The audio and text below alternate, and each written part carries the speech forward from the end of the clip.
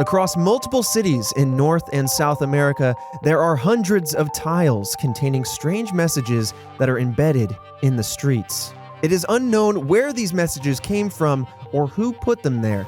Today, we look into the puzzling mystery of the Toynbee Tiles. This is Red Web.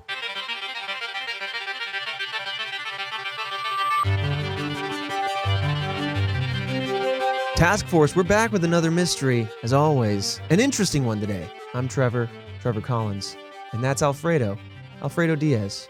Some weird, thank you. Hey, you know what? I'm here for you. Nice to meet you. Thanks for having me. So you got these tiles scattered across North, South America. Yes. And there's just verbiage on them. This, off the top of my head, this just seems like it's insulting. Like the messages on these tiles Go are ahead, insulting. just dig in. But like on a level, like not like on a not on the level that you're thinking of. I'm thinking of like insulting on the level of like fortune cookies. You open one so up they're and just it's just vague like, enough. Yeah, that, where it's just like, hey, you have a beautiful spirit. I'm like, you don't know me. Like, you don't what? know me. Also, speak with more clarity, damn it. Exactly. Like, I don't know what you're really trying to say. What do you mean? A great opportunity will come your way that will change your life. What opportunity? Like, Right. what are we talking about here? I don't want to have any sort of interpretation sort of going on here. This little dance number that we're doing. Exactly. Speak to me clearer. So I feel like it's on that level of insulting, where it's like, oh, you're just throwing it out to anybody. Right? This isn't directed towards me. This is directed to the masses. It's interesting. And a little spoiler alert, it turns out that Pennsylvania seems to be the capital of these tiles. I mean, they make their way around the Americas, like I said, but it seems that there's a hot spot in Pennsylvania for these tiles to be pressed into the city streets and whatnot. So what, like, I'm assuming that this city street is already like paved in. Right. And they're sounds just like it. Coming out and like, what is the, all right. Well, we'll get in there. I'll give you kind of the background of these tiles because this is like. But my whole question is like, I'm not into like tile pavement technology. So like, what are they, sure. like, how do they, is? like, do they weld it on or glue it? I'm sorry if you love tiles. I didn't mean to go hard on you right there. Like, it's insulting. Hey, whoa! A ton of people, man, Red Web. You know? Wait, hold on. Red Web. They're laying tiles. They're making a new backsplash, and they're like, hey, man. my Mosaic Arts. I've been listening to you guys for 60 plus episodes. I've been laying down tiles the entire time. Listen, I love a good set of laid tiles, you know? Oh, yeah. Parallel lines. Right. Good gaps. Even gaps going between, on. You know what I mean? A good, nice complementary. Tile it up over get a good mortar in wallpaper. between. It pops, you know? Like the tiles just come flying off the walls. You throw some nice tiles on a wall instead of wallpaper, you bougie. Oh, that's, man. I want to line my whole house with that material. Oh, okay. That's a little much. Well, I'm bougie. Just my whole house is a bathroom now. But like, are they like Gorilla gluing this stuff on? Or? So we'll get into it, yeah. Oh, okay. Because it's interesting. Because obviously we don't know where these come from. There's obviously theories, and that's why we're here. But like how they get just there, like a floor tile. It's kind of like a mosaic. So here, I'll go ahead and jump to it and show you a photo of it. As always, Task Force, you know where to go. At RedWebPod on Twitter and on YouTube if you want those visuals. Ding. So it's like a mosaic. It's like the writing. It almost looks like broken tiles that are then laid into language, into some words. Is that is it broken tile that's made out of the letters? Are the letters made out of broken tiles? Yes. It's all tile. That's why the font looks so Yes. It looks like one of those murder letters where they cut it out of newspaper, except tiles. But yeah, let's dive into the background of these tiles, kind of get you up to speed, and then we'll talk about the ongoing investigation and then the theories behind. Because otherwise, just like, okay, someone is just throwing down art. What makes this different than like a graffiti artist? Exactly. Or something? That's a really good question. You know? Yeah. So the Toynbee tiles are essentially mosaic-style messages embedded into the city streets, the sidewalks, basically any hard concrete kind of surface in the area.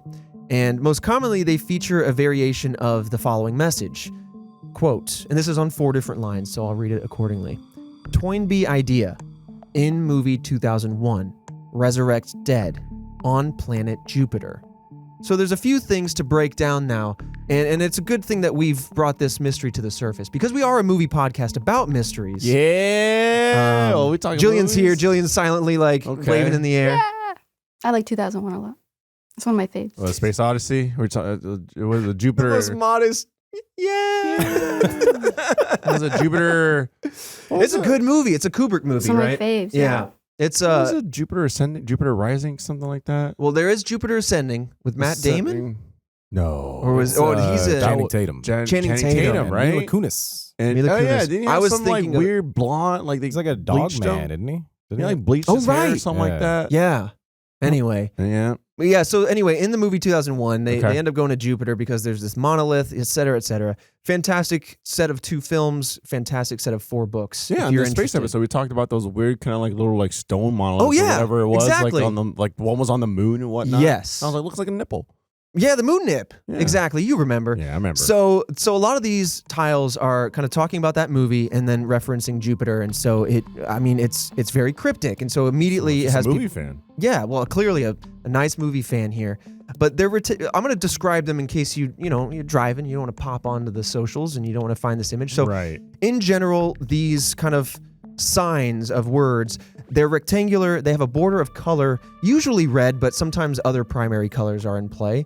It has a white background and the text is usually in black. And to give you an idea of the size, it's usually the size of a license plate, like 4 or 5 inches by Can't fit much on that. 9 to 10 inches, something like that. 12 by 6. Good guesses. Oh. But the text is usually in all capital letters. Interestingly enough, though, when Kubrick's name comes up, the one that I showed you, the image actually has Kubrick's name. It is actually capital K, and then the rest is lowercase. I'm not sure if that makes it stand out or why the difference. Maybe you show respect by lowering the case. Well, the rest of the K is capitalized. It now. is. Yeah, and then you lower the rest of it. Yeah, but it's you're screaming all of it, but you get to the important stuff. You're like, and respect. Right, like Toynbee idea. Kubrick. Yeah, pretty much. There you go. Yeah. You caught it. Okay, all right. So again, most of these are found in Pennsylvania. So and it's great that we have Jillian here because we just did the whole Squonk interview. So I'm not going to remove Squonk from the lineup on this one. Yeah, it was. It came after the Squonk connection. We just recorded it. Came after the episode. Mm-hmm, it was a very heated debate. Picked up for season 2, 12-part series. There's currently a movie in the works. Oh, dang. Yeah. Tears on one side of the conversation, movie in the works on the other. Yeah. Okay. Yeah, I'm taking the right side. But yeah, a lot of these tiles, these little signs in the ground, show up in northeastern United States. But again, they extend as far south as South America. And there are hundreds of these puppies mashed into our public tax-paid city streets. So you said the core of them is in like Pennsylvania? Yeah, that seems to be the hot spot. And then there's just, some of them sporadically spread out. Yeah. Are there any other like hotspots, Jillian, that stand out to you? Like New York. Boston and DC were like where they first were like. Is that where they were first found? Yeah. Oh, okay. Because then in my head, automatically, I was like, this person that's laying them down probably lived in like Pennsylvania, right? Yeah, it's like the just Northeast. easier, just You gotta start tracking all these citizens and being like, hey, they took a day trip to Boston. That's what I'm saying. And then that sign but showed up. It does seem like this is a person that when they travel, they lay down like one of these tiles. Mm-hmm. These possible. That's what it seems like. Yeah. And they're not.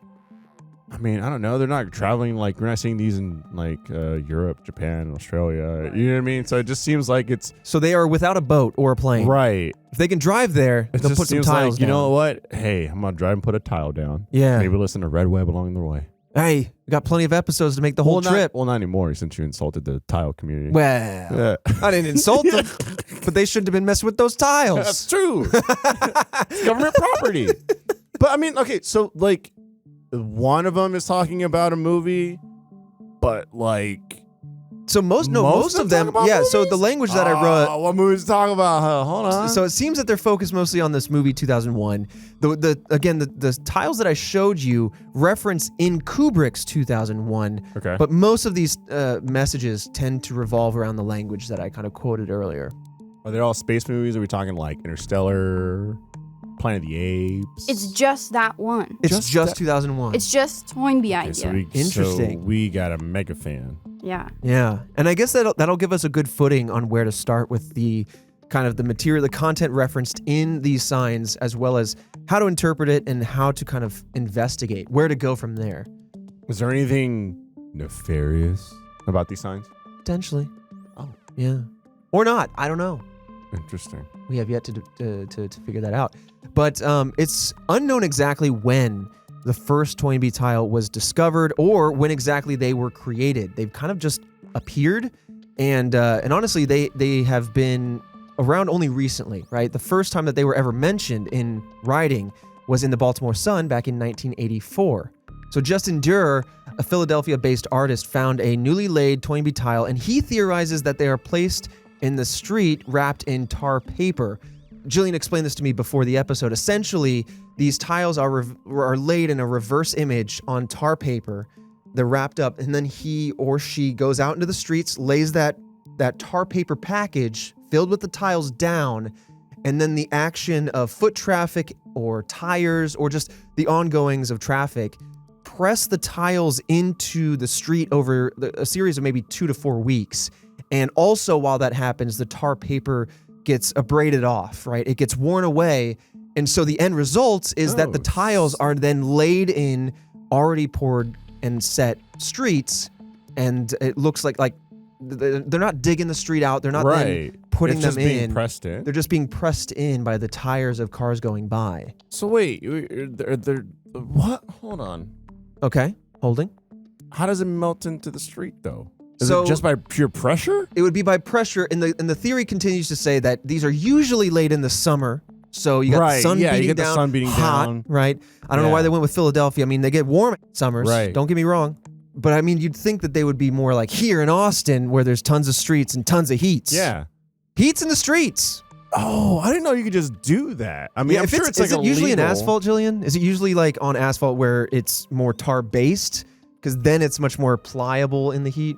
Okay. So if I had a picture It's not concrete. of us, Yeah, foot traffic it seems Yeah. interesting. But Someone's yeah, gonna be it's like the stomping pressure on it. of It's the all the pressure, feet. right? Like it's in a big city, right? All Yeah. the people, all the cars, like eventually just push it down. I mean, if Right. you do it in New York City, no one's going to be looking down. Yeah. so And, if I had like this abstract tile art of Yes. us, and then it just said "gang gang," and I put that in the street, and people just walk over it. Well, now we can't do it because they'll be like, "There's." "There's your evidence, officer." Well, hold on now. You know, I'm set up. I don't know about y'all, but you investigate y'all. But I mean, I've been set up. Just so you know, officer. No, this is a hypothetical, and if this happens to come into reality, that was somebody else. He's like, wait, hold on. I've been set up, officer. Take that and apply it to whatever murder in the future. Here, just give him a couple sound bits to use again in the future. Officer, wasn't me. I have Couldn't no have been. idea how that happened. I have no idea how he or she made that happen. I don't know of the crime. I know that I did not commit the crime. Right. There you There we go. go. You're safe now. But yeah, that's kind of the background of these tiles, mostly where they're located, the idea, the active kind of, or the most prominent theory as to how they get into the concrete or That's insane. asphalt. Yeah, it's interesting.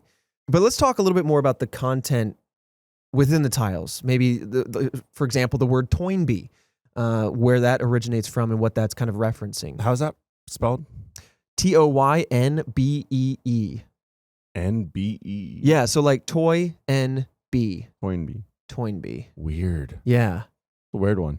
And they're talking about resurrecting the dead on planet Jupiter.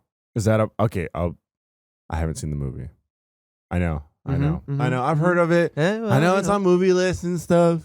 I haven't seen it. Dang. Is there like resurrections happening on Jupiter in the movie? Kinda. You can interpret as one Yeah, of those I kind mean, of movies. So the book kind of expands What on did it they further, really but say? what happens is they're on the moon, yada, yada. So, okay, so the monolith on the planet Earth gets discovered by like early humans, Yeah. and it sparks their evolution. So suddenly they're slamming on bones with other bones, and they learn how to use tools.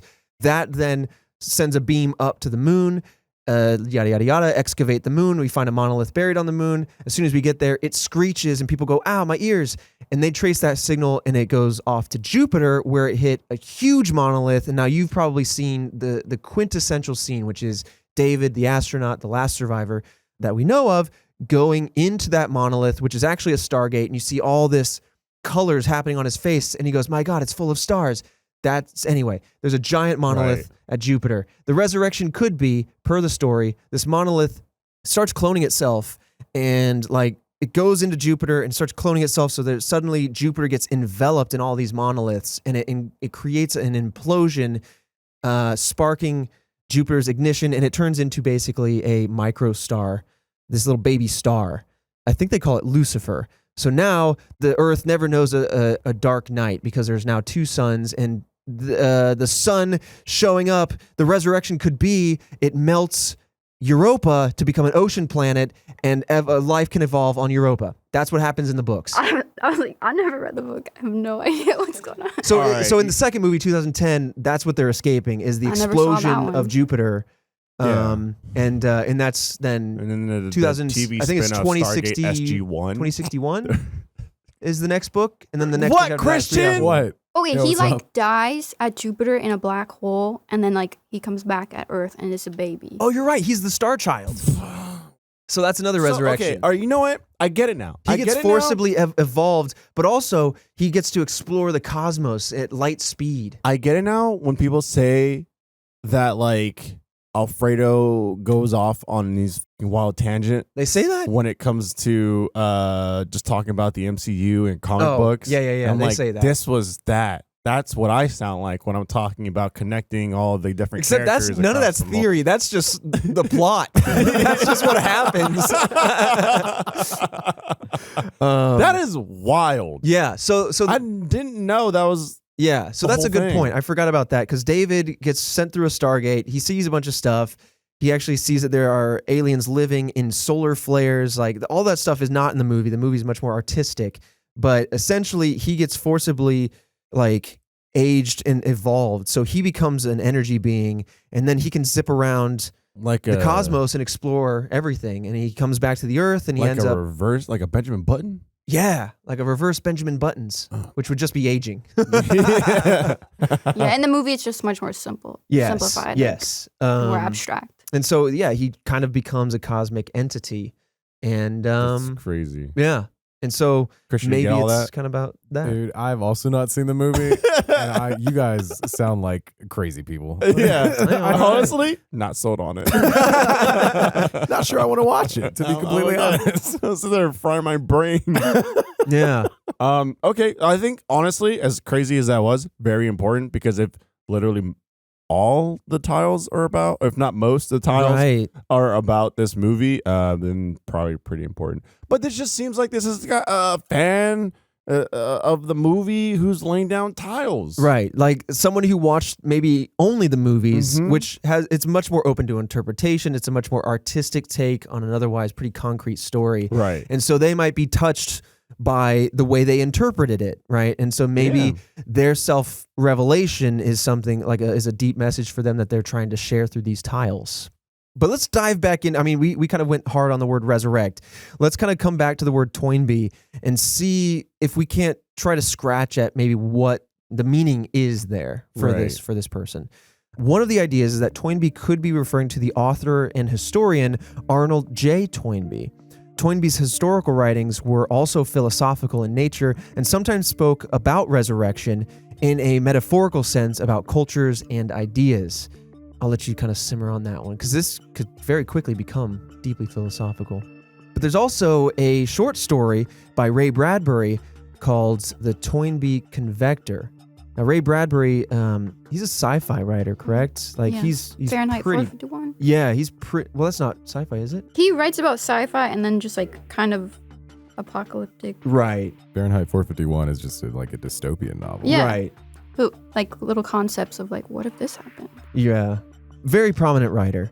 So the fact that he has a story named, or a short story, I should say, not a book, The Toynbee Convector, is interesting. So in this story, a time traveler from the future arrives via his time machine named the Toynbee Convector, after Arnold Toynbee. Again, another reference back to Toynbee, Arnold Toynbee. And this then describes a perfect future that this person is experiencing. And when his claims turn out to be true, the time traveler reveals that he was lying about his experience the entire time. And then he enters a, quote, real time machine and subsequently dies. I mean, that's a very short version of the story. Oh. But it kind of, it could fit some of this kind of philosophical feeling. What would your reaction be if you went home and in your home was you from the future? Wait, what? You went home. Yeah. Like, we shot this podcast. We did this. We did off topic. And future me is there? You went home. Future you is sitting there. I got a lot of questions. What would be the questions? First 3 questions. All greed, right? What am I investing in? What are the lottery numbers? And right? Yeah. I mean, that's smart. What's going on here? I would also have to dig into that. I feel like that what's your should be purpose? the first thing. That was immediate. That was like the last. Hold on. Set me up for life real quick. And also, now what are you doing? What's What is going on happening? here? Yeah. How far from in the future? Right. I guess that's a good question. yeah. I'd size myself is it up real 5 quick. minutes? Ocular Well, I pat mean, down. the I'd be like, answer is 5 minutes in the future. I would look right? him up and down and be like, where's the muscles? What happened? It never. Where'd my goals go? It never came. Damn. It never formed. We're talking like, let's say 70-year-old. Seven. Oh, I thought you 70. said 70 years from now. 70-year-old. Somebody you. threw No, a corpse on my couch. So I mean, yeah, I mean, honestly, yeah, that's the. I mean, Man, that's a loaded question. Let's be honest, right? Like, you're gonna be like, okay, what's a quick way? How'd you get in here? Get Prove that you're me. And You would prove And- that you. no, first he of all, looks like 7-year-old you. here it is. Here's my three questions. You don't think you'd be able to know what 7-year-old you looks like? No. Maybe not. Maybe the future's plastic surgery is amazing and I still look 30. Could be true. Yeah. So the first question is self-defense. Like an age you. You know it's you. Okay. You walk in. Oh, It looks okay. like a very old you. Okay. So then, well, the thing was, I was going to go self-defense. Like, how'd you get in here? Right. Prove that you're me, so I can know I can trust you. Then I was going to ask, okay, well, now that all that's out of the way, what do you need? But I guess now it would be, no, my God. And then I would ask him what the mission is. And then I would salute. And then they would be like, all right, calm down. It ain't that serious. Yeah, it'd be like, there's no damn mission. I'm ready. And then I would salute. And then they'd be like, all right. I don't know, man. I don't know what I would do. What would you do? 70-year-old Fredo's rolling up in your house. I mean, honestly, if I rolled in, 70-year-old Fredo was there. Yeah. You ready, Christian? I'd be like, that's some dope. What's up? I would. And that's it? You dab them up and then you're like, move on? I mean, I'd be like, you want coffee? You hungry? I know we like and fries. my questions were frivolous. I know we like fries. No, I would just be like, look, there's a reason why you're here. Obviously, you know me. We're the same person. You could have killed me. You know I come Wait in. a minute. And, Wait a minute. You know my routine. I come in. I make sure the little corgi doesn't run out the door. I say hello, tail's wagging. You could have easily ambushed me right then and there in front of our dog. But you didn't. And you're here. So what's good? So you're just talking about the Adam Project. Is that A movie coming out here soon with Ryan Reynolds. He comes back, meets past self, flies off in a jet. He goes, hey, don't mind the G's. And he goes, what's a G's? And then he books it. Right. I saw And the then he trailer goes- during the Super Bowl. And then his cheeks go, But no. You're yes, but that's also like what you want it to be because you want some kind of space mission. yeah, take me to space.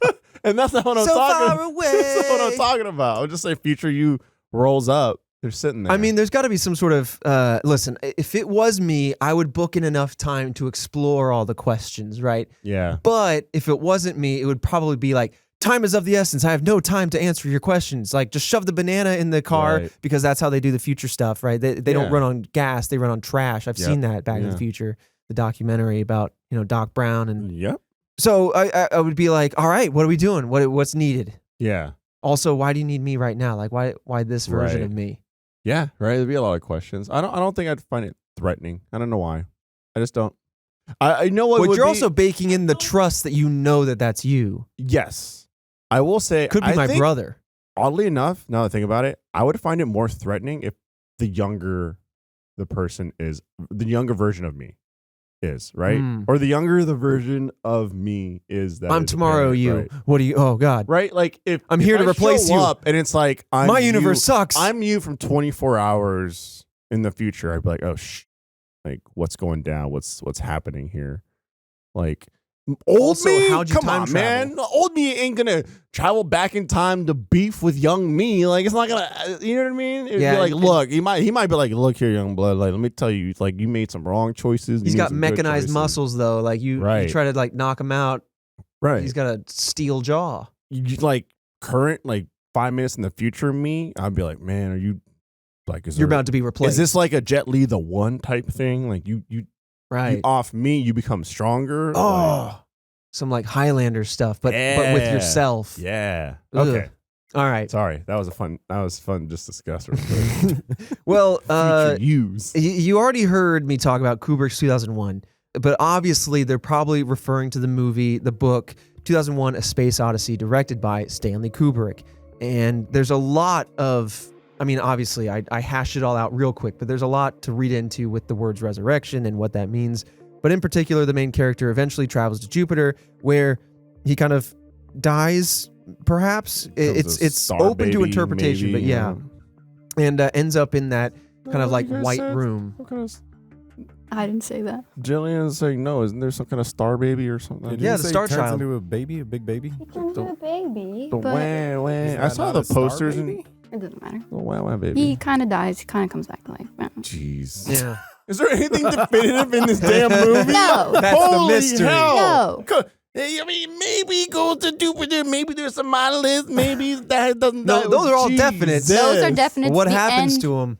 No, he gets forced through. Basically, each of these monoliths is supposedly triggering a new state of evolution. And by going to the moon, we've proven to these previously historically ancient laid monoliths that are by some long gone aliens, we've proven that we can get off this planet. And so they're like, all right, well, now that you've got that, let's basically point to where our Next portal one is. And then when he goes through it in the book, what you actually see is a bunch of other, it looks like a Stargate. Like there's a bunch of other ships. Like there's an Right. entire ship made out of solid gold or whatever. So then, like, what evolutionary stage is the wah, wah? Just being pure energy. Because like what he does is he comes back, and this is in the movie, he kind of gets onto his mom's television because he's like saying goodbye to her through the TV. But in the book, he's like, she's like on her last legs, and I he's don't like, I gotta say remember bye to her. I don't remember that part. Yeah, I mean, Hell? Christian and I are just looking baffled. he's right just now. pure energy now. The next stage. Every sentence you say gives us 3 Right. more questions. You gotta None of read those some more questions are sci-fi. getting You answered. just- So you many need to damn trust. questions. But what's interesting, I mean, we talked about some of the tiles and what they talk about, and some of these Toynbee tiles are actually, they actually seem to be instructions as to how to make more tiles. For example, one says, you must make and glue tiles. You, as media is. You being all caps with a bunch of exclamation marks. But this message cuts off, but hints essentially at the distrust towards media, if you want to take it that way. Right. But also sounds like they're trying to spread their art style or trying to get other people on board with doing this. Other tiles have been even more bizarre in their messaging, and some even have conspiracy theories on the sides. So like, there's like the main tile that says the message that we've heard a few times. Yeah. And then on the sides, like he attaches like a tiny, Or like a baby tile. with another message or like. Oh, so so sometimes there's like little conspiracy theories tucked into the margins of this thing. Yeah, or like on the edge Whoa. of it, there's the red lines, and then Yeah. outside, just attached to it, Interesting. there's more messages. Or Yeah. Do you want me to read some of these conspiracies? Yeah, I mean, Yeah. at first I was like, how can this person like make, I don't know, tens, hundreds of tiles based off of this damn movie? Now that Trevor has fried my brain, it makes sense. What I'm doing is I'm forcing him through the series of evolutions it takes to Let understand me tell you, it. Listen, I haven't read it in a long time, but it's my much mind is squonking right easier to interpret. You're squonking about. Mel- now. It's just it's melting, bro. It's much easier to understand when you read it, and also someone like myself doesn't, in the midst of a conspiracy podcast, ramble out the main talking points non sequitur. I mean, again, vital to this episode. Yeah. So yeah, okay. I mean, this just seems like someone that's just got a lot of time on their hands that happens to be a fan of the movie. You know, might be just like a big believer in conspiracy theories, maybe some cryptids. Well, it's interesting that you liken it to graffiti because it is essentially, it sounds like an art style that is trying to convey a message. Yeah. And graffiti essentially does that at varying degrees. So what we have here is the Banksy of tiles. Banksy, very popular artist, Yeah. whose art pieces sell for a lot of money. And then when they sell, they shred. But yeah, let's talk about some of the conspiracies that are tucked into the margins of some of these otherwise innocuous tiles. They just kind of say otherwise the main message is the same as the other ones. Put So this episode through a shredder. oh man, Put it out 24 hours. Don't listen to it. It's shredded. dang. This is what if we put out all of our episodes, but they only lasted for 24 hours? You heard it or you didn't. That'd be interesting. People would just save them and upload them. Yeah. Damn you. Damn So here we you, go. Internet. One of them says, quote, and it's kind of familiar to one I just read, but it says, quote, please make plus glue tiles as the American media is working with the Soviet Union and its thousands of fronts in the U.S. to ... Another one says, quote, under Freedom of Information Act, NBC journalists funneled FBI information on me to Soviet ... On the artist? Perhaps. It does say on me. Right. So it would probably, indicate the artist. Why would they target that individual person? I don't know. Maybe this person feels like they know information that they shouldn't, or that they are aware of incriminating evidence towards the government, the media, etc. Because this next one, albeit much more dark, certainly a threat, a direct threat, but it says simply, quote, murder every journalist, I beg you. Ooh, so, like I said, very dark. Now we're this person into definitely dark seems to territory. hold a lot of cynicism with regards to media and the controlled narrative. I'm doing air quotes, kind of as it were. Is there any indication of when the flip of the switch happened? That's a good question. Talking about this movie to... Yeah, so we'll get to it, but the earlier tiles are just the message, pretty right. And then as time went on, more things got added. And Gotcha. the style even changed. And Yeah. There's an evolution of style and messaging there, which one could convey that there are copycats, some other people. Yeah, or, let's say who's to say it's not a copycat. Yeah, or it could convey that they're going through a monolith. Yeah. I'm trying to tie it all together. There's two more pieces that we got here. So Okay. another one says, quote, and if this idea survives after all, make those hellions pay for what they've done. I'm begging you. And the last one says, quote, that's when I beg them not to destroy it. Thank you and goodbye. And so if you stitch these all together, it almost sounds like someone who's saying, this is how you can make these tiles, but also be woke to the fact that America is actually working with its so-called enemy, right? And remember, these tiles started kicking up in the heart of the Cold War. We're talking about the early 80s.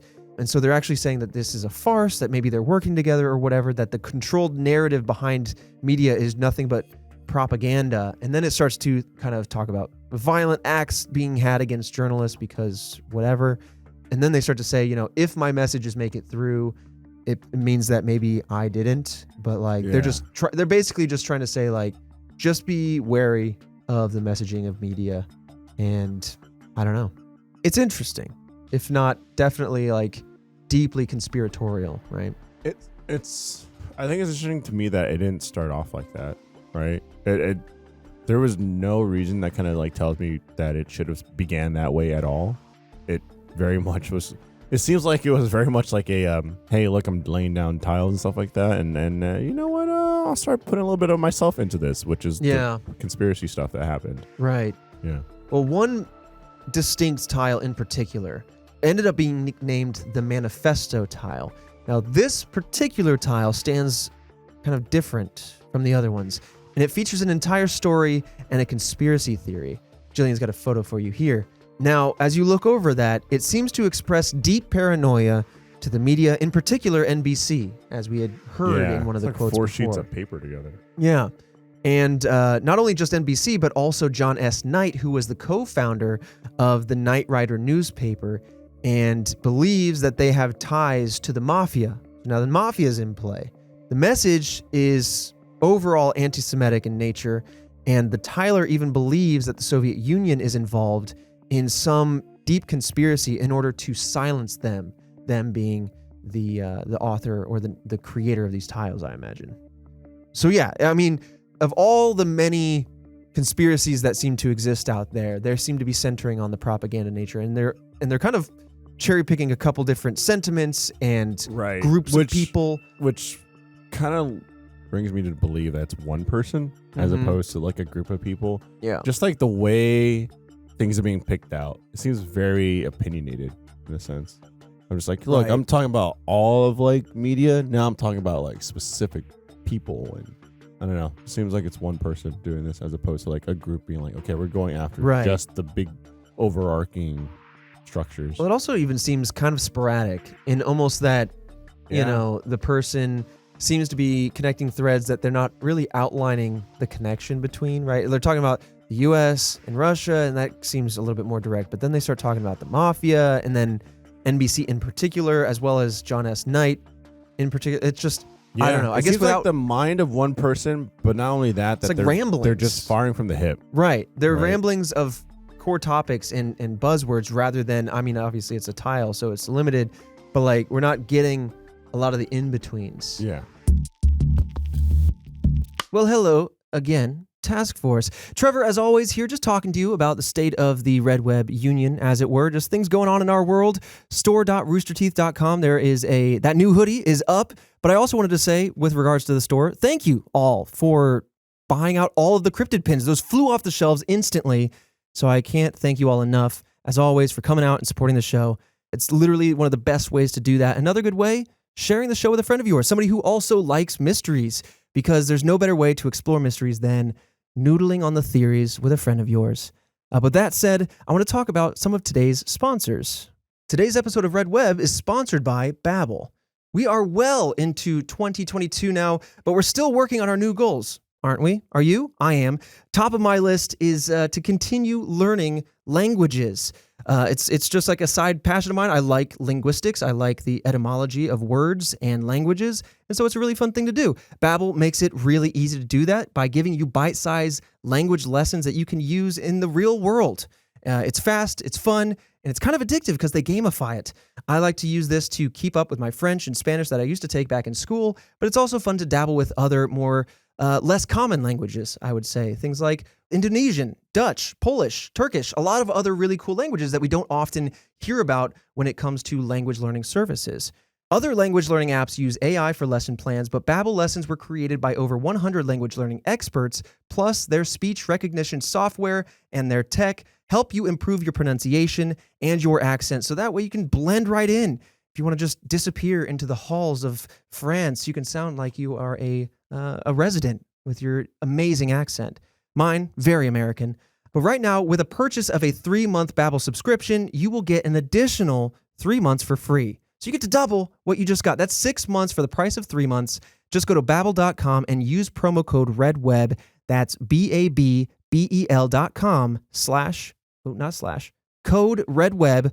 Babbel, language for life. This episode of Red Web is also sponsored by The Jordan Harbinger Show. Do you want a podcast that dives into the details behind conspiracy theories, cults, and scams? Well, you can get all of that and more with The Jordan Harbinger Show. It covers a wide range of topics through weekly interviews with guests that offer an inside look at the worlds that most of us don't get to see. Check out his episode on combating mind control or his episode with Javier Peña and Steve Murphy on taking down Pablo Escobar. The show also covers technology stories like deepfakes, telepathy, and preventing a superbug epidemic. Check out jordanharbinger.com/start for some episode recommendations, or search The Jordan Harbinger Show. That's HARB as in boy, IN as in Nancy, GER on Apple Podcasts, Spotify, or wherever you listen to podcasts. This episode of Red Web is also sponsored by Upstart. Upstart can help you pay off your existing debt quickly and easily with a personal loan so you can start living your life.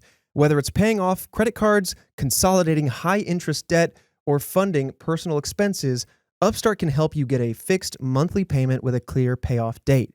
Upstart's model considers other factors beyond your credit score, like your income, employment, and other information to find a smarter rate for your loan. Check your rate in just 5 minutes for loans from $1,000 to $50,000. Find out how Upstart can lower your monthly payments today when you go to upstart.com/redweb. That's upstart.com/redweb. Don't forget to use our URL to let them know that we sent you. Loan amounts will be determined based on your credit, your income, and certain other information provided in your loan application. Once again, go to upstart.com/redweb. And remember, they're your finances. They're very important to you. So remember to do your research when you look at services like this. And with that said, let's get right back into the mystery. But let's talk about kind of the investigation around these tiles and what people have found in trying to look a little closer. But as I mentioned, the tiles began somewhere in the early 80s, and a collective research initiative around these tiles has not been very easy because there's not a lot of information around them outside of just them kind of popping up. There's a team that was featured in a 2011 documentary named Resurrect Dead, The Mystery of the Toynbee Tiles. Now this features Justin Dewar, Colin Smith, and Steve Wenick. and they were able to compile a loose history on these tiles, as well as the style that these tiles seem to have. Now, these individuals met each other through online forums and other personal websites, so we've seen how this particular mystery, like many in the modern era, have just gone viral with the advent of the internet. You know, they were kind of floating around, but then once they kind of caught hold on the internet, they just suddenly they spread like wildfire as information can share much faster, and people start wondering, okay, well, what are these tiles actually about? So Durer cataloged the ones that he would see while walking around Philadelphia, and the messages have remained very similar since they first kind of appeared on the scene, but the style of the tiles has changed, which is interesting, because now we have a style change, and we have these more conspiratorial messaging starting to appear. So there's a shift, which, does that mean that there's other people? Does that mean there was a handoff? Yeah. Or a change in one person's a couple mind? things like just like shot through my mind there. One being with mysteries like this, it's very much so it's like, oh, how do we know that this isn't just like a copycat or whatnot? Mm-hmm. But then at the same time, I feel like the original artists, if they're still putting out stuff, would then go, hey, there's a copycat, right? Like, because it seems very much like it would be very conflicting, right? I don't think it wouldn't be easy to align those two things together, right? If there were two separate people to just be like, look, I'm talking about this movie, you're talking about these crazy conspiracies. Yeah, we get along. Mm-hmm. I feel like the original artist would be like, hey, that's not me. There's a copycat out there. So with a tile that hasn't been put out saying anything like that, this to me seems like it's just the same person expanded on their mind. Mm-hmm. You know, something that you said there kind of reminded me. Now, 2001: A Space Odyssey in particular, that film is at the center of other conspiracies such as faking the moon landing. I'm sure you've heard a lot about that. This person, whoever's behind these tiles... That was fake. It was all green screen. It was, okay, so it was new tech that they used, and it wasn't green screen, but it was like using a projector to cast light onto a pane of glass that was at a 45-degree angle. Whatever. Yeah, there's been leaked confidential contracts information. Listen, like just that keep that nodding your head and make me feel okay, because like it gets spooky and complicated. We never went to the moon. But people like put this film at the center of the messaging for not going to the moon. They're like, this was a proof of concept for being able to make footage that looked convincingly on the moon, right? And so with that in mind, it stands to reason that whoever is kind of behind these tiles is saying that maybe not only that, but maybe this film has other hidden messages that could be revolving around, again, whatever the media propaganda is, right? Interesting. Just by being so open and artistic and being so groundbreaking with its technology and the techniques of filming, and everything. Right? As poorly as I explained it, there's a lot of really amazing techniques that Kubrick used.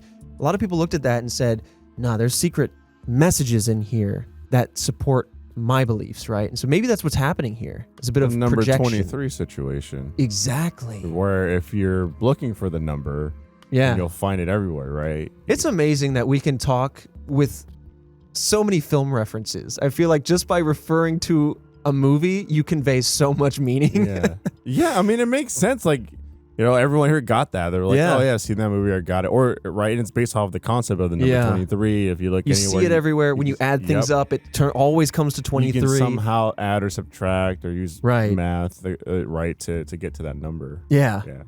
Oh, spooky stuff. But now, let's talk about the evolution of these tiles. So the early tiles did not feature the borders that we talked about before, right? Like the red outline or sometimes other primary colors. And they were usually found in Philadelphia, Boston, Washington, D.C., New York, and Rio de Janeiro. By the 90s, the tiles did in fact have more colors. They had the borders. They started to have those smaller messages on the sides. And in the late 90s, they added things like spoons. Wow, late 90s. Yeah, so they're just continuing to evolve. And by the late 90s, they were adding things to them like spoons or leg-shaped tiles, and sometimes even coffee cups. Now, would that, Jillian, be like pieces of a coffee cup? Or would it be a full? It looks like a tile shaped like a coffee cup. Oh, got you. So just like adding essentially pictures. In a sense. I couldn't tell if the spoon was a real spoon or if it was a tile. I feel like that would be pretty easy. They're kind of older pictures. Yeah. And the content of the styles then began to get seemingly more paranoid. So on one hand, there's one thought that instantly comes to mind, like, is this a handoff from one to another? Or, as you were kind of indicating, is this an evolution of whether it be a mental state, an evolution of ideology in the conspiratorial nature or what have you? Or is it just, okay, I've started, it's too subtle, let me start getting a little bit more deliberate with my messaging. Right. The slow descent into madness. Yeah. Which you guys will soon discover is happening with this podcast. Well, absolutely. And Trevor. Well, no. I mean, I like to think that I'm the center of reason here. When we get to episode 100, and I've used nothing but reason and logic to talk about owls and bring that to the conversation. 3 straight episodes about owls in episode 100, and you just go, all right, well, he's lost it. Hold on, the task force is the wind in my sails. Listen, they're feeding me all sorts of owl propaganda that's out there. Yeah, and then they will for now. And then you think that was the Super Bowl we watched? No. That was superb owl propaganda. Oh my god. Yeah. So in 2000, let's go back to the tiles now. In 2000s, the tiles seemed to go through an even more experimental phase. So some of the tiles were placed on highways. Just imagine someone just running out. Right. Maybe that's at midnight, so like there's less traffic. Right, but they're doing this super late at night, but they're still as they sprint off and jump over the median. But they started being placed who's reading these tiles on the damn highway? Someone is, because we're talking about it. Well, yeah, exactly. Justin Durr, he's reading them. Justin Durr, yeah. I mean, he's out there just walking highways looking for tiles. What the hell? But they started making them vertical instead of horizontal, right? Because they were rectangular shape. Yeah. Now they're tall rectangular shape.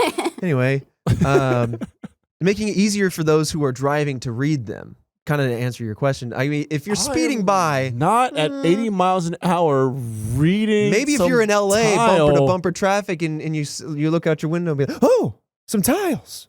Maybe this is proof of concept. Like, he's going to start selling this space. He's going to be like, this is my guerrilla marketing. How are you? These are micro billboards. You see, this is a whole business, bro. Look, I put out. I'm 6'1". Okay, I'm 6'1".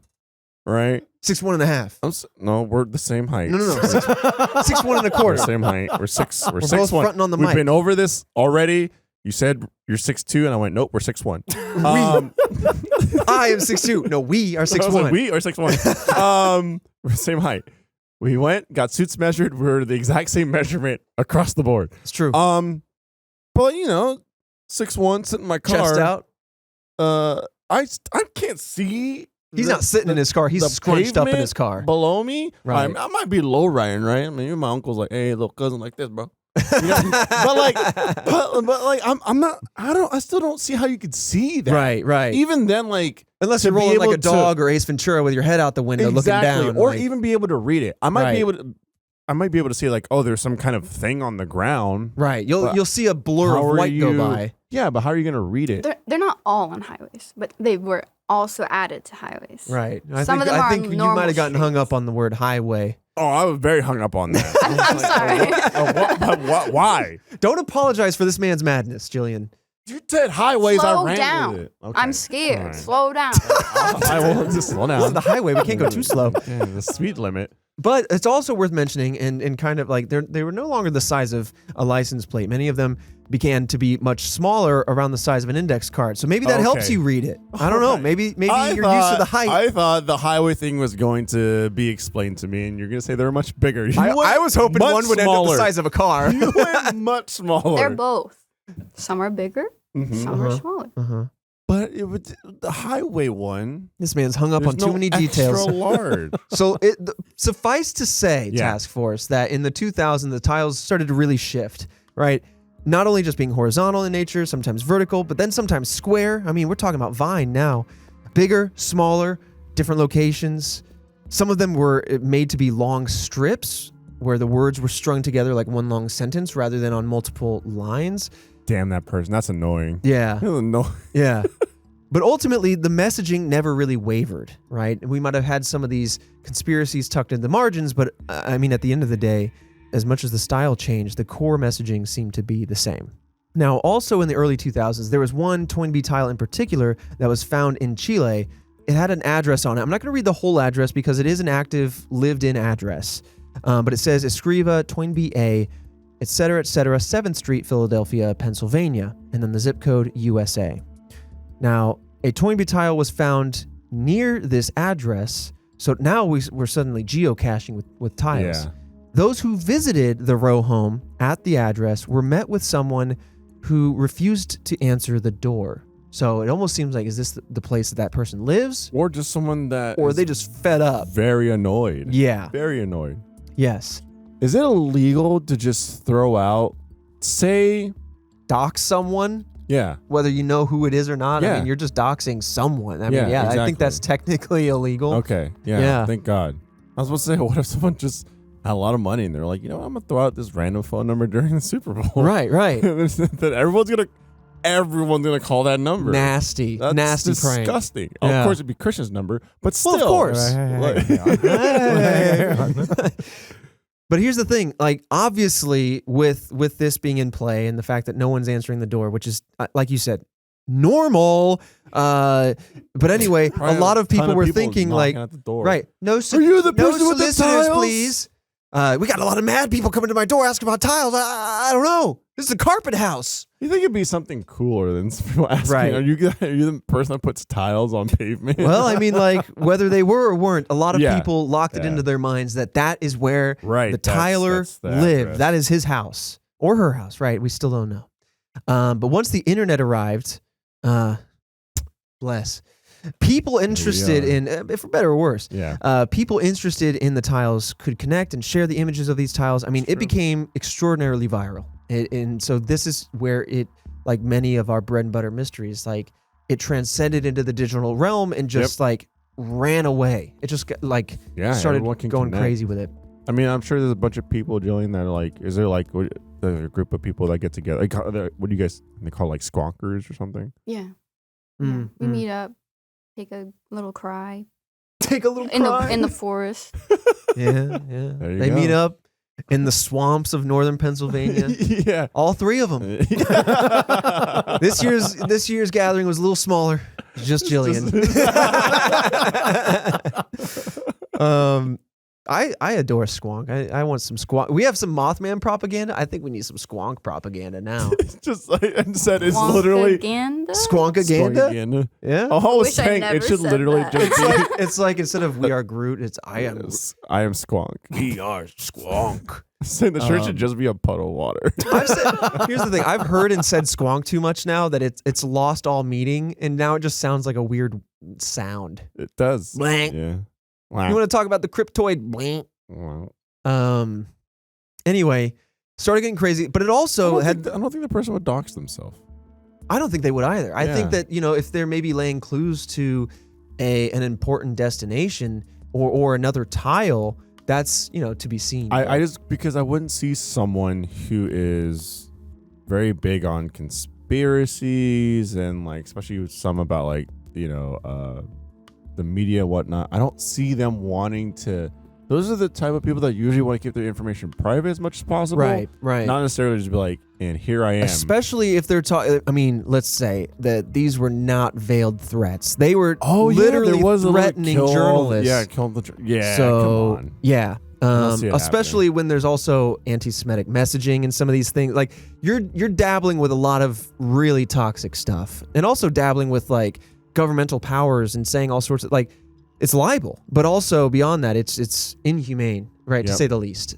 But anyway, with the advent of the internet, a lot of connection was happening, a lot of intrigue with this mystery, caught wind or caught fire. It just spread a lot. But the beneficial side of that is that the Resurrect Dead team that we talked about before was connected to a broader group of people who are now aware of this mystery and could help feed them information that could maybe help figure out what was going on with these tiles.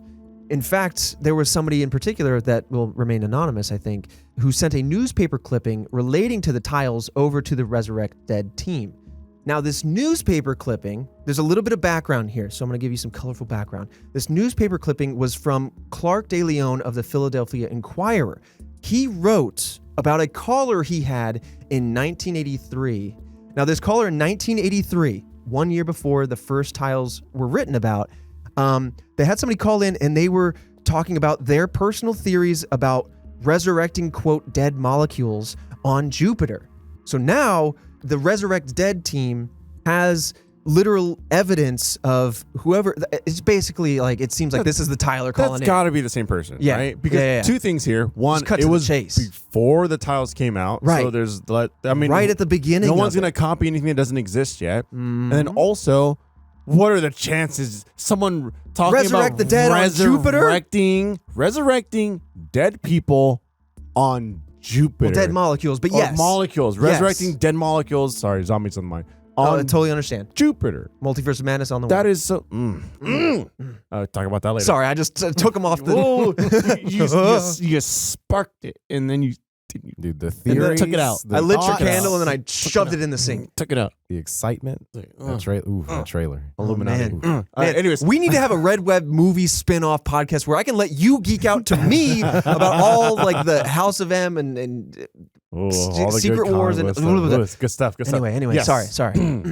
Keep ourselves contained. Okay. So, but yeah, basically jumping to the chase, there's a newspaper article that's written first person about an experience with a caller who is clearly, in my mind and your mind as well, the Tyler. I'd put the money on that. Yeah. So the we have earnings that I would make from future me telling me what to bet on, I would put that money on this. Yeah. Also, I would say, like, when should I start going to the doctor? By the way, coming back to old me, I'd be like, when should I have started going to the doctor more consistently? Okay, so this is what he'll be like, oh, you should get your prostate checked out a little earlier. Yeah. Also, there's a huge mole on your back that you aren't aware of when you're 38. Get that checked. Just go for it. Just go for it. Don't let that atrophy or whatever. Don't let that fester. Brushing past the doctor,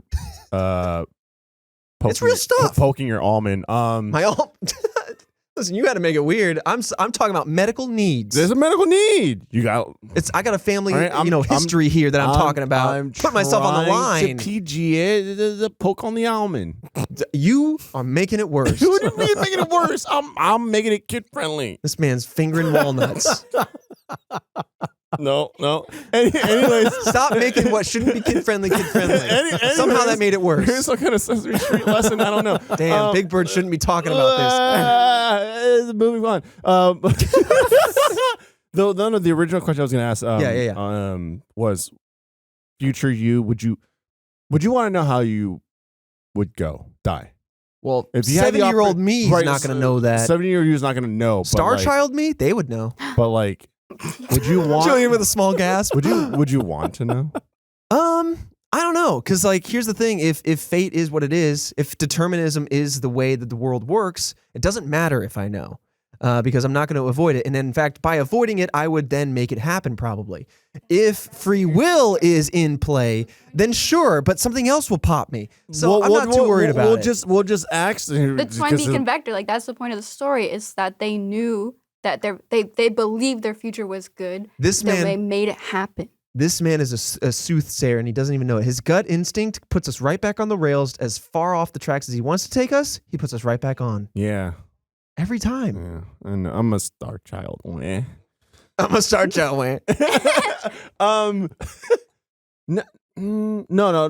Ask the part that's like Final Destination. No, I don't need to know. I'm not worried about it. Right? Like I feel like it would take over my life. Right. I don't need to be thinking about it. Yeah. I think about plenty of things I did when I was a child and that drive me to anxious dreams when I'm now. So like, no, I don't need to know future anxious stuff. Or I don't need to be real squonking. Or flip side, it's kind of like Final Destination where you do know and you can't change it, but then death will keep coming. Right. But then I just need to witness a birth.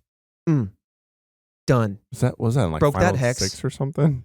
I lost track of all which ones. I was like, wait, which Final Destination? That's the one where the kid gets like popped at a barbecue because like an ambulance is coming for him, but his brother or dad like knock him out of the way, and then he goes to the barbecue and it explodes anyway, and it's just left with his stumpy legs, like he's just stood there and the rest of his body's gone. They're rebooting that series. I'm excited. Okay. I don't know. It was good stuff, but then it started getting long in the tooth. But anyway, let's come back to some of the other information that the Resurrect Dead team was getting. Interestingly enough, right, a man by the name of David Mamet had a play named 4 a.m., and it portrays a very similar story. In it, a radio show host receives a call from a listener who believes that the movie's 2001, A Space Odyssey, proposes real plans to start new life on Jupiter. Spoiler alert, it's a gaseous planet. You're going to fall through the surface and get crushed into a diamond. Oh, yeah. You'll fall for like an eternity, right? You're going to precipitate up. Back there? Maybe. Back there? Yeah. That's an ongoing. Yeah, I mean, if you look at it from the front, front, what they say in the books. Then it's got a back. Hey, if a planet has a front, a planet's got a back. That's right. Get those diamonds from the back. That's gonna be a quote somewhere. Don't quote that. We're gonna have a shirt with Jupiter on like the front, and on the back, it's don't let your mind wander. Squonk. But anyway, much like any story, movie, whatever, Mamet claims, or Mamet, if it's French, claims that there's no connection between the real story and 4 a.m., which happens. Sometimes it's just coincidence and things line up. What a coincidence. Quite. And very specific at that. I don't believe the collar and the tiles thing is a coincidence, though. Now, there is a tile floating out there that does hint at the creator. And it says, quote, "I am only one man. And when I caught a fatal disease, they gloated over its death."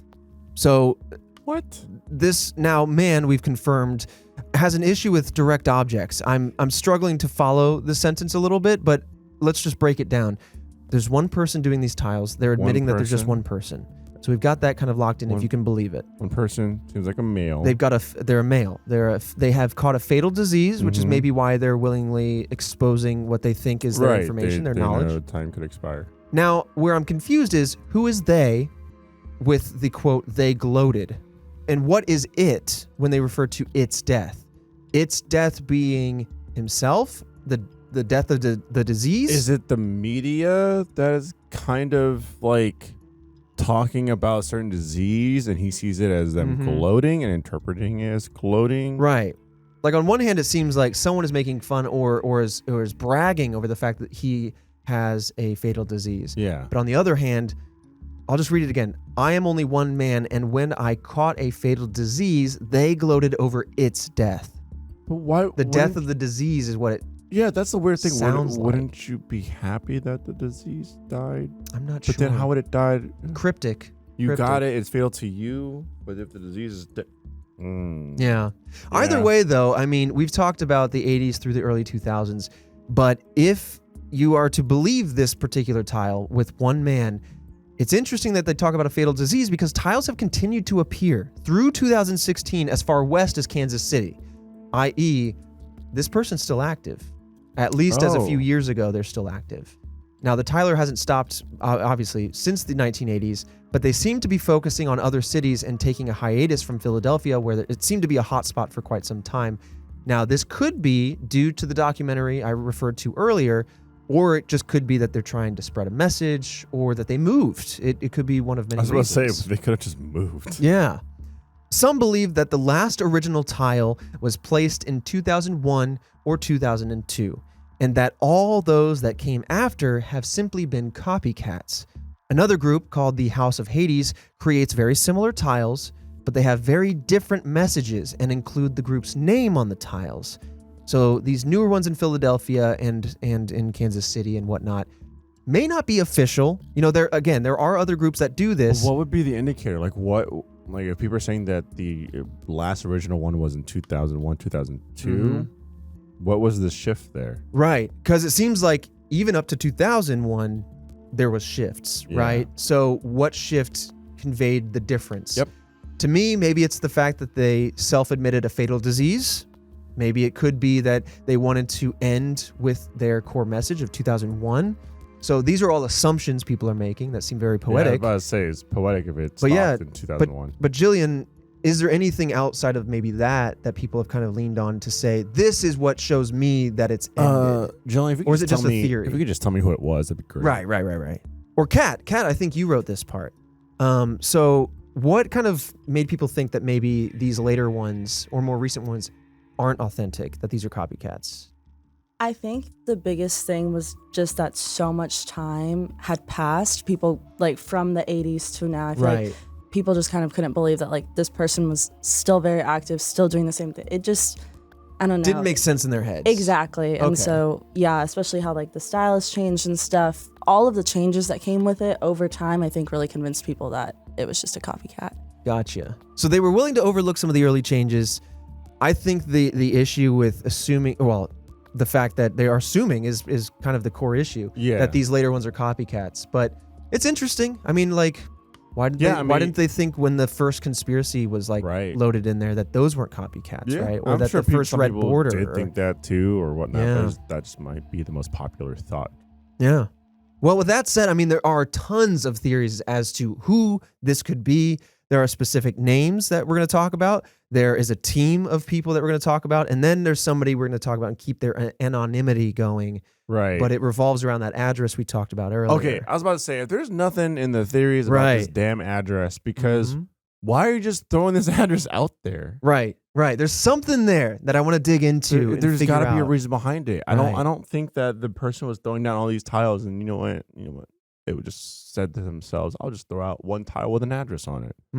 I'll randomly dock somebody. What a specific address to pick as well. There's got to be meaning behind it. Let's talk about one individual in particular who is a common theorized artist behind these Toynbee tiles. And that is the person named James Marasco. So I'm really happy we're talking about this person because this is the person who called in to the Philadelphia Inquirer in 1983. And he's talking about resurrecting dead molecules. He's talking about Jupiter, et cetera, et cetera. I mean, you obviously want to go with this person, but some people believe beyond that, maybe the reasoning behind his call and if he's behind the tiles, his passion in the first place is that he had interest in Toynbee's writing, that is Arnold J. Toynbee, who we talked about earlier, as well as the movie 2001: A Space Odyssey. Unlike its name, it didn't come out in the year 2001. Right. So both were out by this point in time. And so it's either that this person was just interested in these topics and it happened to coincide with somebody else being interested in making these tiles, or this is like the cornerstone between his interests, reaching out to the public to talk about them. And he said, you know what, that didn't stick. I'm going to put tiles in the floor. Yeah, it just seems like it would be the person. Otherwise, there's two separate people that should really hang out. Yeah. Like just chilling out there. They can talk about soulmates. They can talk about all the 2001 Space Odyssey and whatnot. Right. Yeah, 2001 Space Odyssey came out. What year? Like the 80s? Before that, it was like 70s or 60s. Holy hell. 1968. Dang. Remember all those movies? Before we landed on the moon. Of course it did. I talked about this earlier in the episode because they were saying this is how they beta tested the faking of the moon landing. Yep, it's true. So like it had to be before 69. Man, all the movies that this episode is being recorded in the year 2022. All the movies that were just like in the year 2020. Right. It's like, and then you see a car. I'm like, nope. People dressed up in like fashion. It was like garbage bags and stuff like that. Well, hold on. That's still going. That's still happening. Is that? That's not. Yeah, look at my pants. 2 garbage pantses, 1 in each leg. They don't look like no damn garbage bags. Yeah, they're adjustable waists. That's great. I just cinched the bands. Yeah, you just pull them out, tie them. And then, if I want to put on like a little bit of a dance show, I get those hefty bags with the flex. So that way, you also get they're strong. They don't tear, but they flex to my dance moves, which are very experimental and very focused on the important. limbs. You extend the knee a certain way, and there's no give. It's over. Right. 90% of my dancing is in the knees. Torso, dead still. See a lot. You see it's a very lot isolated. A lot of your dances are very isolated in certain areas. Yeah. Like the bodies move, but not all of it. Just very isolated areas. Independently. They oscillate. But coming back to some of people's theories around James Marasco, and I'm going to jump into it because, of course, we're talking about like people's theories on this guy's interest in the movie and perhaps Arnold J. Toynbee's writings. But you would hope that there was much more to go off of because of the timing of this phone call, talking about the Philadelphia Inquirer. I mean, just as a side note, it seems that a lot of people are talking about a potential feud between Marasco and the newspaper called Knight Rider, who once owned the Philadelphia Inquirer. See, you started that off with newspaper, but as soon as Knight Rider came in, I was thinking this guy's got a feud with the car. Right. This guy's got a big old feud with this vehicle that can talk. Well, listen, there's something dangerous about a vehicle that's sentient and can talk. I think he might have been onto something. But I guess what's frustrating here is that there's not a lot to go off of. It just seems like except for some really incredible timing. I just feel like if this was a case, you know what I mean? And you're looking for cracks, this is a damn hole. Right. Well, thankfully. Okay. For now. Oh, what? After finding a tile in Kansas City, we had a journalist named Doug Wargle who began investigating this mystery in particular. Okay. And he himself contacted the James Marasco that was listed in the Philadelphia phone book, hoping that that would be the correct James Marasco. What year is this? So finally, we have somebody actually digging in and being like, hey, in the Kansas City tile, which was, 2014? Were people digging in phone books in 2014? I mean, you still get them, don't you? You have them. I don't get no phone book. You still subscribe to phone books or something? I don't get it. How do you even get a phone book? That's my question. I don't know. How do you not get a phone book? They just show up. They just show up. I don't know. That's a whole other mystery. How do phone books get around? Stop making them, dude. All right. This man looked into a phone book, called the guy's number. That's 2014 phone book. Still weird to me. And then what happened?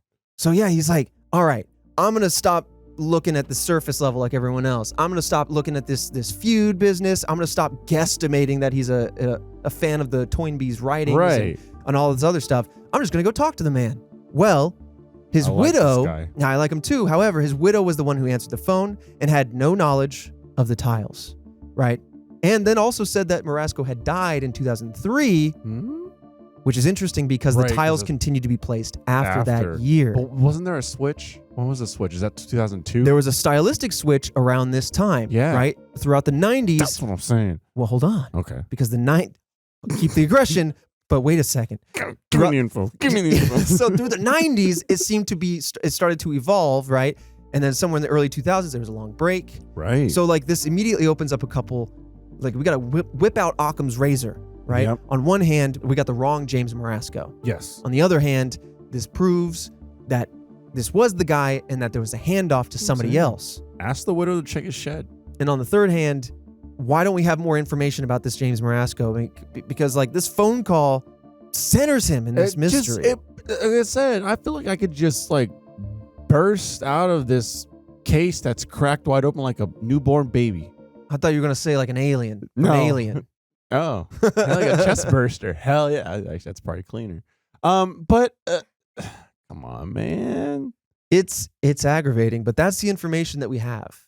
Honestly, about him, I'd be kind of pissed. Say if I was like calling the radio station or the Red Web hotline, you know what I'm saying? Right. I'm like 1-800-RED WEB 3. Trevor. What, 3? Yes, the other 2 were claimed. Oh, okay. Damn. Yeah. They got to it sooner. And I just like, Trevor, Alfredo, Clendathu, they're going to attack us. Starship Troopers, the bugs, get them. And then like someone started making, I don't know, just to keep it on track, tiles with all these Starship Trooper stuff. I'd be pissed. I'm like, that's my thing.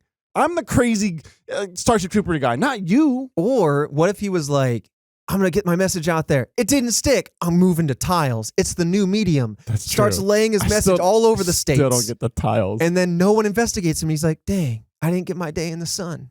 Yeah. I couldn't warn the tiles planet. did. I mean, the tiles did, but I don't know. It's aggravating how little we know about this. I just felt like that was it, man. It was it. It really was. But now, of course, this reminds me of all those other cold cases where someone is like, never know. Oh, that's definitely them, right? And then with these then it cases, disappears and it falls like, apart. Say it was him. We'll never know. The person passed away. Right. The widow knows nothing. Mm-hmm. It's not something you pass on to your kids or something if they had kids. How many James Marascos are out there? Do you think? Ton. How many are listening, do you think? Do you think the guy that called in the 80s, do you think that's him? He's listening right now? I think maybe in like a year or two, if he's still alive, he might be like, oh, wow, look, there's an episode on me on this random podcast. And you know what? If you're listening, we got you.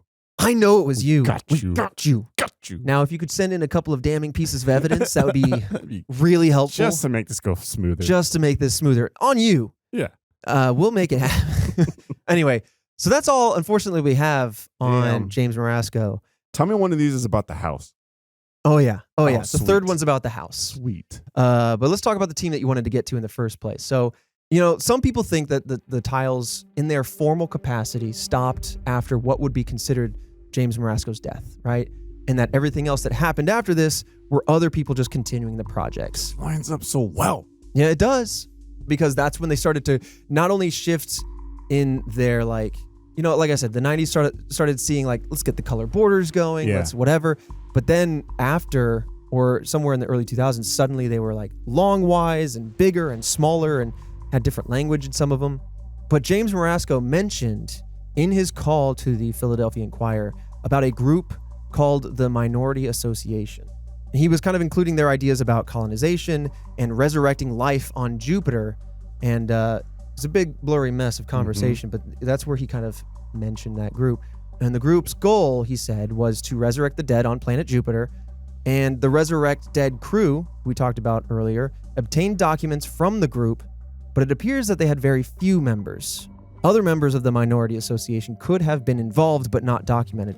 But suffice to say that Marasco could have started this group. So not only do we can't prove whether he's involved directly or not, because we just don't have much information around him.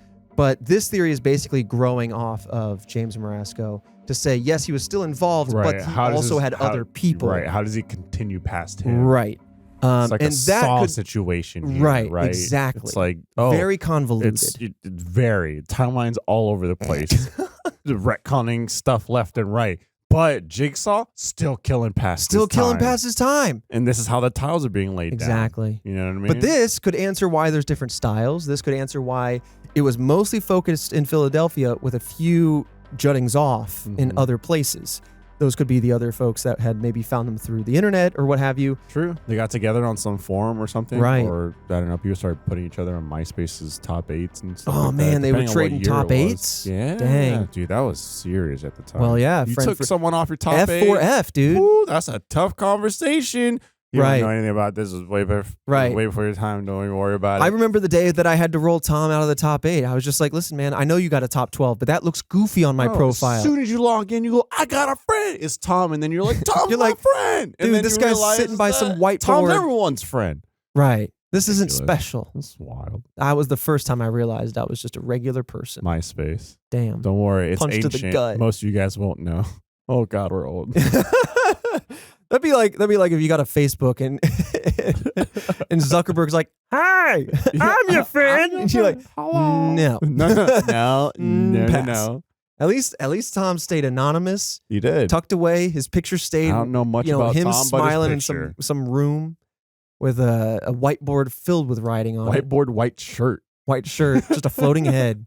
But anyway, maybe the theory goes that this started with James Marasco, which is why I needed to talk about him first, but then extended into this team.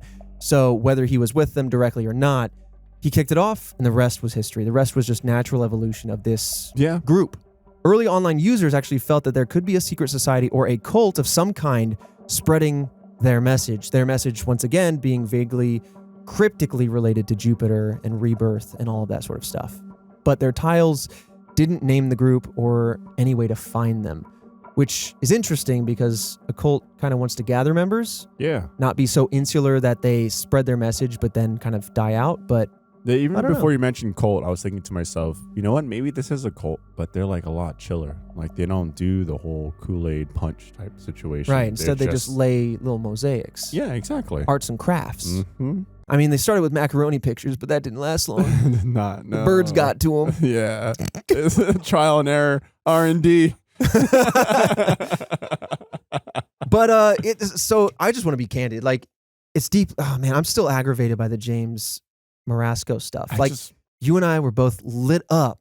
I'm just so locked in. Because like that, it's just like, we got something. Let's talk about this man. And there's no details. Look, we've been through so many episodes where I say, this is the guy. And they go, oh, maybe it's not. And then sometimes I go, you know what? I still believe it's this person. I'm locked in. 100%. Yeah. Like, how could it not be? And dig up his old bones and put him in a jail. That's what I'm saying. Put him in a jail. Just throw him in with the other inmates. Yeah. Give him his own cot. Yeah, just sprinkle some holy water on the bars. That way, keep the ghost in. Yeah, you don't want ghosts running around. Or you do terrify the other inmates. You know what? Let's enlist Ghost 1 of 13. But anyway, bearing the lead now for the 7th Street resident, once again, just kind of keeping it anonymous because it is an active lived-in address to this day. Right. So we're not trying to dox anybody, but let's talk about the address that popped up on one of the tiles and the resident behind that house. Because remember, people tried to go to that house. They were knocking on it. No one's answering. So a lot of people are going, that is the person. Whether it's James Marasco himself again or not. The house on 555 5th 5th Street. 5th 5th Street? Someone's like, my God, I need to move. Oh, no. I've been hit. So this address, this theory is actually really, really interesting. So I will say that when it comes to the address as it was written on the tiles in Chile, right? So this address was placed on tiles in Chile. It was addressed to Toynbee A. That's the name at the top of the address, which could be Arnold, right? So some people think that maybe they didn't expect, whoever laid these tiles, expect this Chilean tile set to be traced back to Philadelphia because it was so far away. This was pre-internet, so maybe they thought, I'm going to put this down. South America is going to be all awash with this mystery, and they will have no idea that Pennsylvania exists, I guess. I don't know. Yeah, weird. I mean, a little vacation. You know what? Maybe it was just an excuse to get down there. Yeah. Mm-hmm. But anyway, these tiles are placed there, and so a lot of people go back to the house. Nobody's answering the door. But what's interesting is that the crew behind Resurrect Dead and Justin Dewar himself found what they called proto-tiles when they went to this address in Philadelphia. It was kind of around the house and around the neighborhood that the house resides in. Essentially, smaller, almost test versions of these tiles were placed around it, almost to basically be like, is this just kind of like figuring out their art form, almost. To seeing if it was possible. Scratch all my theories about the other guy being it. The person that lives in this house, that's the person. Really? Yeah. Because we're going to stitch it all together. Arrest this person. Just like bust down the door. Whoever's living there now, it's like, the evidence is there. I rent. I'm just a renter. Bye. Shouldn't be renting from a criminal. We're going to put you right next to the old bones of James Marasco. But yeah, I mean, like the fact that nobody was answering the door only kind of exacerbated this situation. But again, like what's interesting is that we don't have a lot of information regarding this resident, because you can look up who has lived places to try to get those records to figure out, okay, well, who was living in that house around the time, maybe even before all of this kicked off, especially around, what was it, like the early 2000s when this Chilean tile set was put down. I don't know. But anyway, we'll go off the anecdotal evidence that we have, which is tiles around the house. Yeah, we got these proto tiles. Maybe this is how they, figured it out. They were like, what, these tiles get stopped in. Yeah. But when interviewing neighbors, the crew went around kind of asking neighbors what they had seen about the resident here. Now, a lot of people actually said that they had seen the person that lives there, and they'd seen them driving their car. And what was interesting about that car is that it only had one seat, just the driver's seat, that the passenger seats were all removed in place of just having no floorboards, in fact. I guess just an opening to the ground in the car. And like a Flintstones mobile? I guess. But here's what's interesting is that many people, whether it's the neighbors or the Resurrect Dead group themselves, kind of believe that the Tyler used these holes in the floor of the car to basically drive around, stop down, place the tiles down through the floor of their car, and then drive off. That makes so much sense. No one would see them waltz out with these things. This is the person that did it. And then, well, I'm just going to... Who does that? While you're on that high, I'm just going to jump in there with you. So random. The Resurrect Dead crew also believes that there is a connection between the 7th Street resident and James Marasco, in the sense that whoever lived at this 7th Street residence used James Marasco as a pseudonym.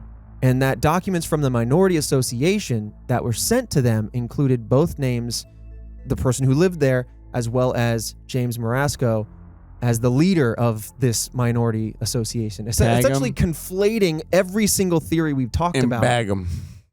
All right? Show up to the house, you tell him you got him and his tile friends locked up in the paddy wagon, and he's next. I'm going to lay you in the ground, just like your tiles. You know what? Go ahead, open the back door. Run. I love a good chase. I'll let you get a head start. What's interesting, too, to build on this. Now, this doesn't necessarily, pin this person as the Tyler, but a lot of neighbors also said that whoever was living at this residence suffered a pretty traumatic break-in to their house, which is a kind of a wrinkle in the theory in the sense that, this could be why they were paranoid about going out. This could be why they were paranoid about answering the door. So we, on the outside, might be conflating the fact that they're not coming to the door. They must have something to do with this mystery. Whereas on their side, they're like, I don't know that there's a mystery in play. I just know that random people keep coming to my door after I got broken into. Yeah, I want nothing to do with this. saw that as evidence. More the tiles and the floors of the car missing. Right. But also, hold on.